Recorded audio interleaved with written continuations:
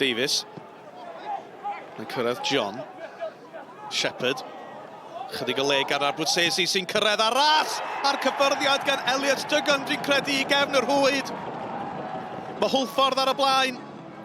Abruzzesi yn taro'r bêl gyda nerth ar draws y cwrt bach. Oedd na wiriad ac yna Duggan yn i'w tharo i mewn. Fiel dros y gic, Jamie Fiel! Cic rydd berffaith gan Jamie Fiel. Mae'n ddwy i Hwlffordd ar ôl hanner awr. Dyw e ddim yn sgorio goliau syml, mae'n sgorio goliau hyfryd. Mael Davies yn gwneud yn dda i glirio. Abruzzesi nôl mewn. Ashley Evans yn ei cholli. Duggan! O, na siap hyfryd ar yr ergyd yna, ac oedd angen arbediad o'r safon ucha gan Pennock. Ashley Evans yn fler, Duggan yn daclus, Pennock perffaith.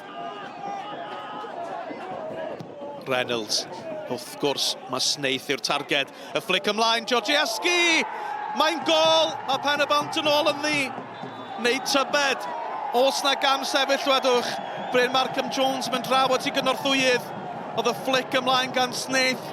Oedd Georgieski reit ar yr ysgwydd. Dwi'n meddwl bod yn benderfynu'r cywir. A dyna ni, cam sefyll. Bryn Markham Jones yn dynodi hynny. Mae dal yn ddwy ddim i Hwlffordd. Ni wedi chwarae 2.5 dros y 90. Reynolds ar tafliad. Y flic ymlaen. Mae'n gwiro mor bell a Davies. Mae'n cyrraedd Clutton. O, nawr te mae'n droset os bosib. Oes ma na Iori Humphreys. Mae'n y gic o'r smotyn. A nawr te, bod ni wedi chwarae 2.5 dros y 90. Mae na 8 munud yn cael ei ychwanegu. Felly mae'n amser yn weddill yn y gêm hon. Wood yn erbyn Idzi. A Wood yn rhwydo. A mae yna dros 5 munud ar ôl. Nid gol gysur yw honna, mae Pen-y-bont yn ôl yn ddi. Clutton. Mael Davies, y cyffyrddiad bach yn drwm, a Abruzzesi mewn. A Mael Davies yn hwyr. A Markham Jones yn mynd yn syth i'w boced.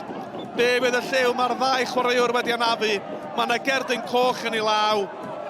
Cyffyrddiad trwm gan Davies, mi oedd yn hwyr. Dim amheuaeth am hynny.